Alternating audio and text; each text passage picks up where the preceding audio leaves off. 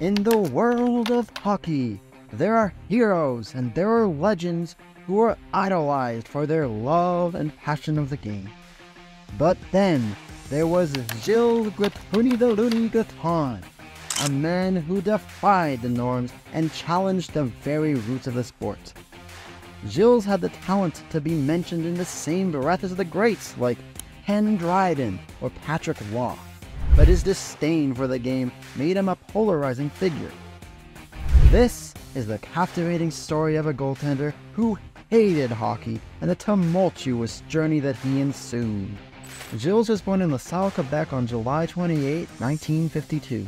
His parents, Fernand and Therese Gratton, had 5 children: Jacques, Norm, Gilles, Claudine, and Frank Waugh. Norm, Gilles' older brother, had a lengthy hockey career spanning from 1967 to 1977, including 5 years in the NHL. Gilles, although he was more talented than his brother, wouldn't find true success in the league. The family grew up in a lawless household, making the development of the children up to themselves entirely. This chaotic environment disrupted the children's growth as mental problems carried over into their adult lives. In Gilles' own words, "That lawlessness mostly hurt my career, but I sure had fun." He was said to have lived in utter anguish as a child. Gilles had trouble sleeping and would often wake up in the middle of the night and just sit in the kitchen table for hours, just thinking. His only escape was sports. He would play hockey in the winter or baseball in the summer. Being the good Canadian boy that he was, he chose hockey in the long run. Notably, one of the children on his Pee Wee baseball and hockey teams was future NHL goaltender Dan Bouchard. Dan later played on the Atlanta Flames through the end of their time in Atlanta, and he played with the Quebec Nordiques and Winnipeg Jets in the early 80s. They would join forces a couple of times on their way to the NHL. Gilles spoke about his childhood in his 2017 book, Gratton the Loony, saying, "My childhood was very difficult because of all the questions I had. I was very surprised to end up in this body. What am I doing on this planet? I especially had a hard time pretending things were important, and still do. You win the Stanley Cup, but what does it mean? People skitter around, they kiss the cup. What does that mean? It means fuck all. In the grand scheme of things, being a good person, treating your wife and kids and other people well, means far more than winning the Stanley Cup." Unfortunately, Gilles does have a point. In today's age, a lot of people care more about winning the Stanley Cup, watching TV, idolizing their favorite player, their franchise, you name it, over their family. Gilles' goalie career actually started when talented Dan Bouchard was promoted into Bantam. This left Gilles' team without a goalie. The team then took the smallest child on the ice and threw him in the net. This child just happened to be future goaltender Gratton the Loony, as we know and love him. Gratton was a stellar goalie. He learned the position well. He posted a 1.06 GAA through 77 midget games.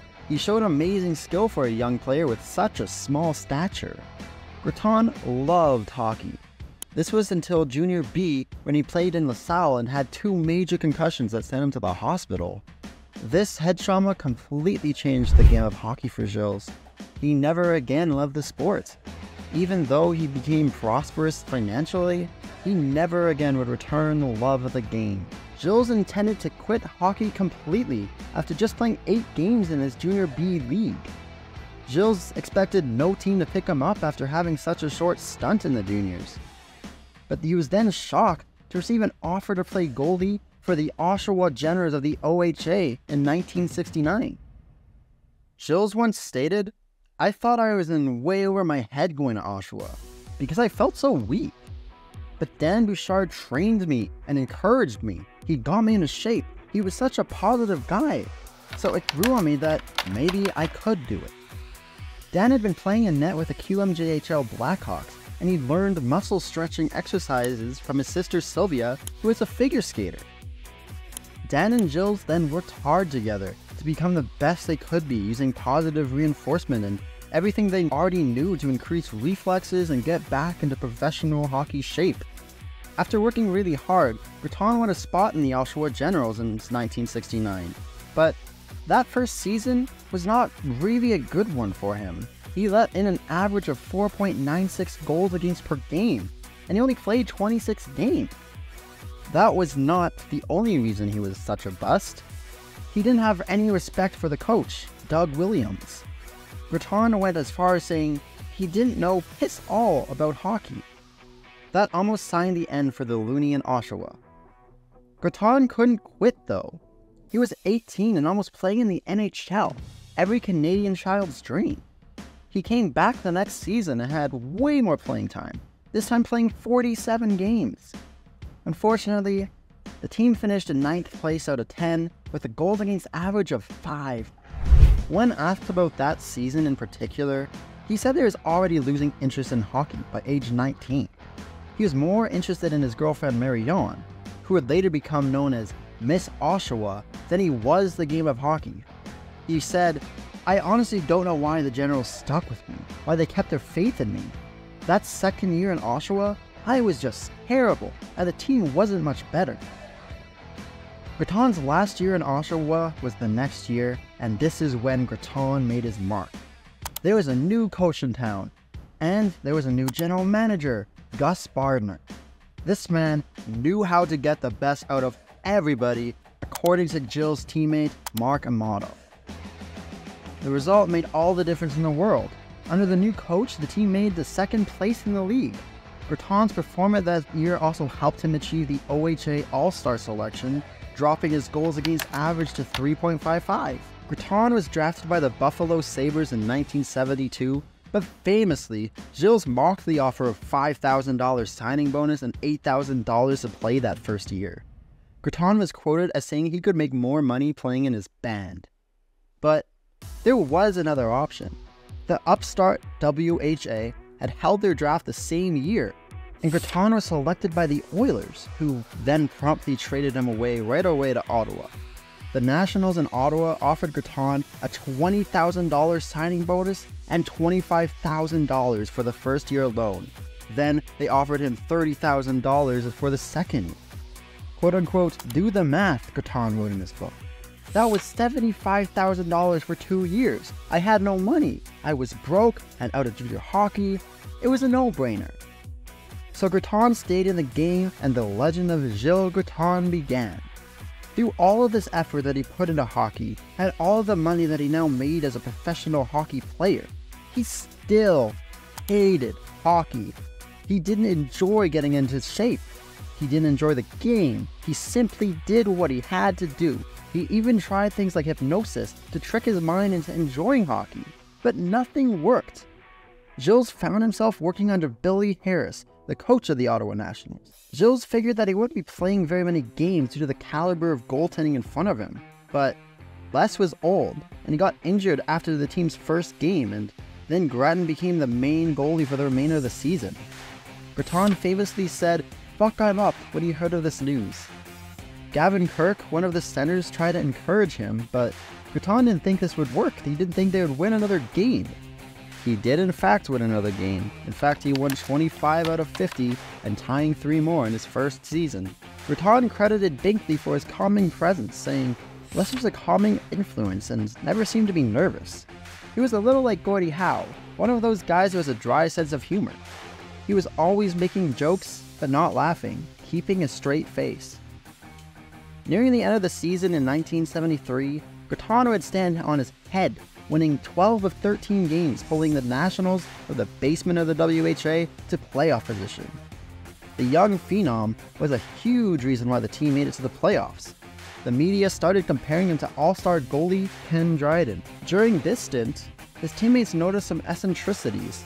Gratton's hate for hockey would come and go. His teammates would be getting ready for a game, but he would be pondering about what the effects of Mars colliding with Jupiter would mean, instead of concentrating on the game ahead.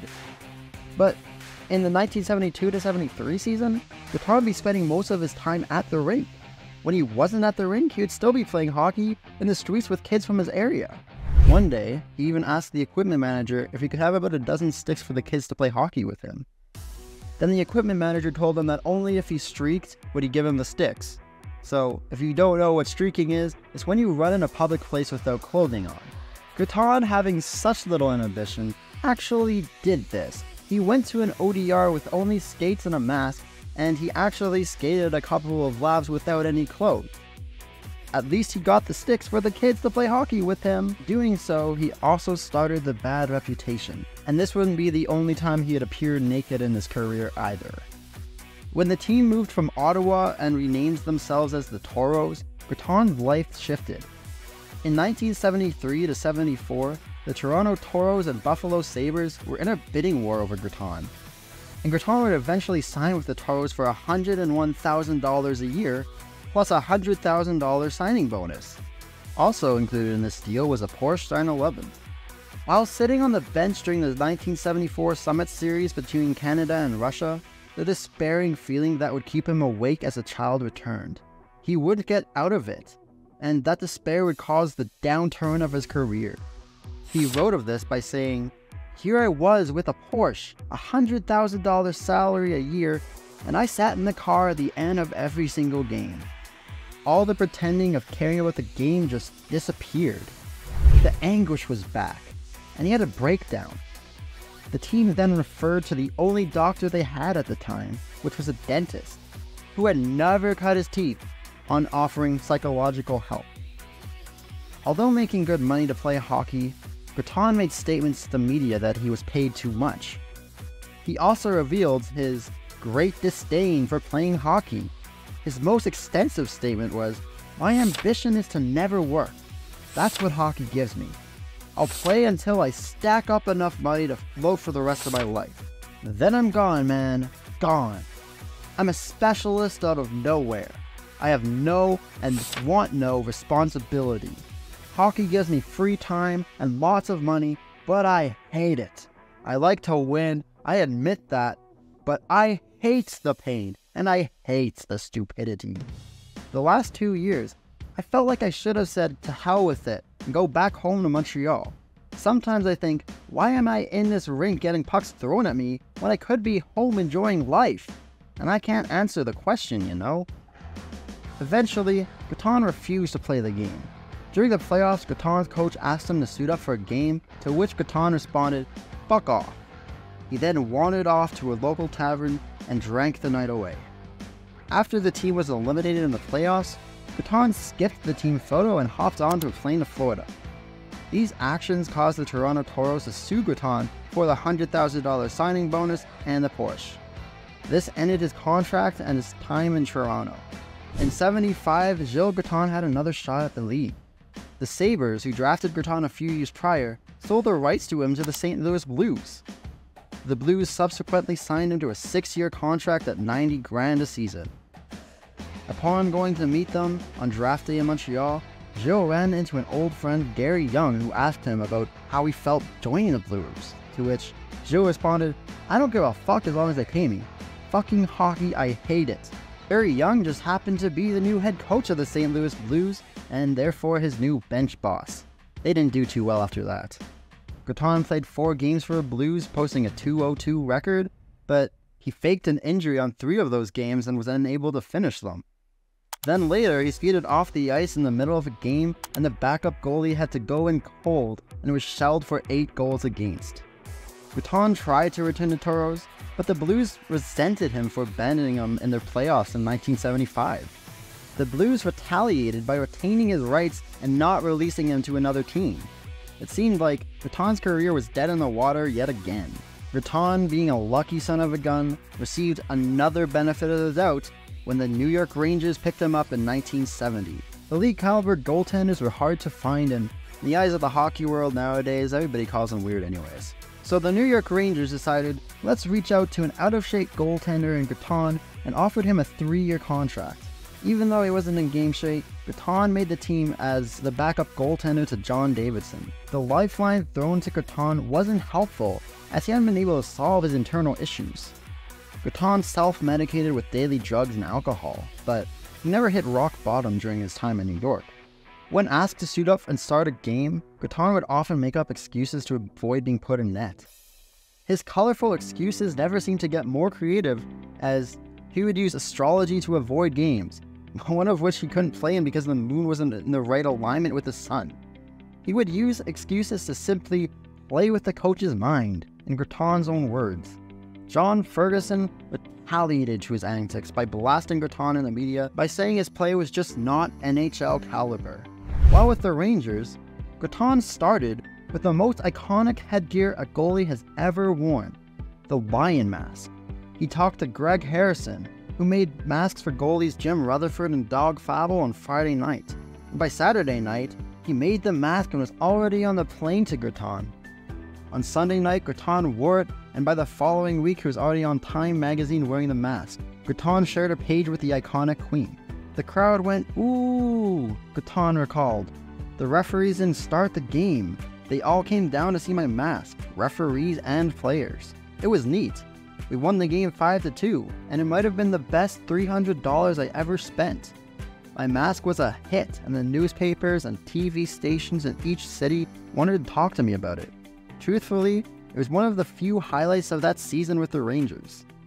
As the year went on, Gratton fell deeper and deeper into the poor graces of team coach and general manager John Ferguson, and also the team captain Phil Esposito. The next season, Gratton was promoted to the New Haven Nighthawks of the AHL. His hockey career was finally over, just to Gratton's delight. Gilles Gratton's time in New Haven would consist of one game, the only minor league game he would ever play. When interviewed, he spoke of the New Haven as a well-paying prison. "I'm happy to make money and do nothing. They have to pay me."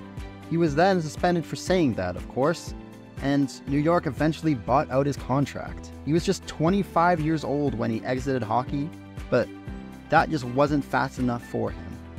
With a personality like Gilles Gratton, we can look back and see whether his personality helped or hurt him. What do you think? Did Gilles Gratton's infamy help or hurt hockey? Is he a free spirit, something to be admired or avoided? Let us know in the comments.